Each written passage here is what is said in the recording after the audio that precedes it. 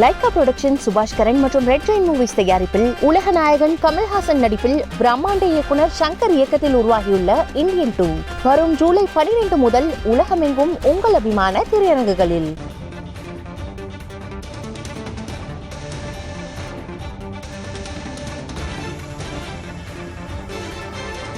அண்மை செய்தியை பார்க்கிறோம்.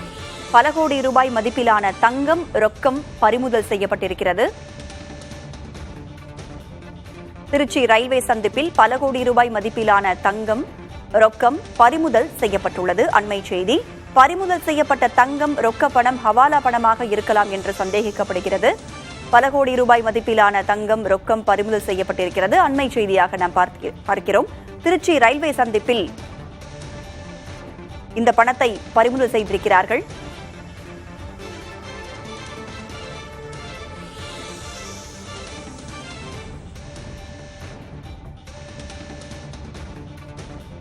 பறிமுதல் செய்யப்பட்ட தங்கம், ரொக்க பணம் ஹவாலா பணமா என ரயில்வே காவல்துறையினர் விசாரணை நடத்தி வருகின்றனர். சென்னையிலிருந்து திருச்சி வந்த மங்களூரு விரைவு ரயிலில் பல கோடி மதிப்பிலான தங்கம், ரொக்கம் பறிமுதல் செய்யப்பட்டிருக்கிறது. விசாரணையும் தற்பொழுது தொடங்கி நடைபெற்றுக் கொண்டிருக்கிறது. அண்மை செய்தியாக பார்க்கிறோம். இந்த பறிமுதல் செய்யப்பட்ட பணம் ஹவாலா பணமாக இருக்குமா என்ற கோணத்தில் விசாரணை நடைபெற்றுக் கொண்டிருக்கிறது. ரயில்வே காவல்துறையினர் இந்த விசாரணையை மேற்கொண்டிருக்கிறார்கள்.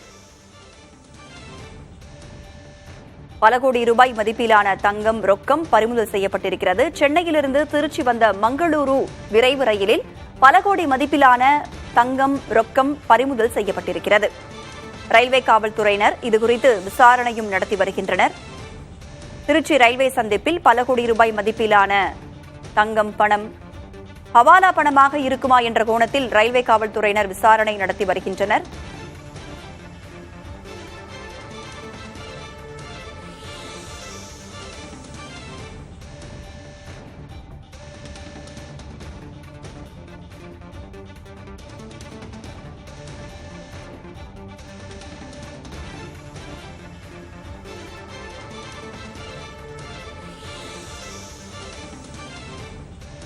பல கோடி ரூபாய் மதிப்பிலான தங்கம், ரொக்கம் பறிமுதல் செய்யப்பட்டிருக்கிறது. சென்னையிலிருந்து திருச்சி வந்த மங்களூரு விரைவு ரயிலில் பல கோடி மதிப்பிலான தங்கம், ரொக்கம் பறிமுதல் செய்யப்பட்டிருக்கிறது. விசாரணையும் தொடங்கி நடைபெற்று வருகிறது. கூடுதல் விவரங்களோடு லெனின் நம்மோடு இணைந்திருக்கிறார். லெனின், யாருக்கு சொந்தமான பணம், ரொக்கம் பறிமுதல் செய்யப்பட்டிருக்கிறது? அவருடைய விவரங்கள் என்ன? மேலும் இந்த விசாரணை எந்த அளவுல இருக்கு? இப்போ திருச்சி ரயில்வே சந்திப்புல இன்னைக்கு வழக்கத்தை காட்டிலும் ஏராளமான போலீசார் பாதுகாப்பு பணியில் ஈடுபட்டாங்க. அது தமிழ்நாடு போலீசாரும் சரி, RPF ரயில்வே போலீசாரும் சரி, இருப்பு பாதை தமிழ்நாடு அரசுக்கு இருப்பு காவல் சரி, எல்லாருமே இன்னைக்கு பாதுகாப்பு பணியில் ஈடுபட்டாங்க. குறிப்பா வழக்கறிஞர்கள் அந்த மத்திய கொண்டு வந்த 3 சட்ட திருத்தங்களை கண்டித்து அவங்க இன்னைக்கு ரயில் மறியல் போராட்டம் நடத்துவதாக இருந்துச்சு. எனவே ரயில் மறியல் போராட்டம் நடத்தக்கூடிய வழக்கறிஞர்கள் ரயில்ல பயணித்து அவர்கள் ரயில்வே சந்திப்பில் இறங்கி ரயில் முன்னாடி போய் மறிச்சிடக்கூடாது அப்படிங்கிறதுக்காக இந்த பாதுகாப்பு பணியில காவல்துறையினர் ஈடுபட்டாங்க. இந்த சூழ்நிலையில் தான் சந்தேகத்துக்கிடமான ஒரு நபரை பிடிச்சு விசாரிக்கிறாங்க. அவர் பேர் லட்சுமணன், மதுரையை சேர்ந்தவர். அவருக்கு வயசு 24. அவர் கையில புதிய தங்க நகைகள், ஆபரண தங்கங்கள், அதாவது கழுத்துல போட செயின், அலைகள், மோதிரம், இது போன்ற புதிய நகைகள் அவர் கைவசம் வச்சிருக்காரு.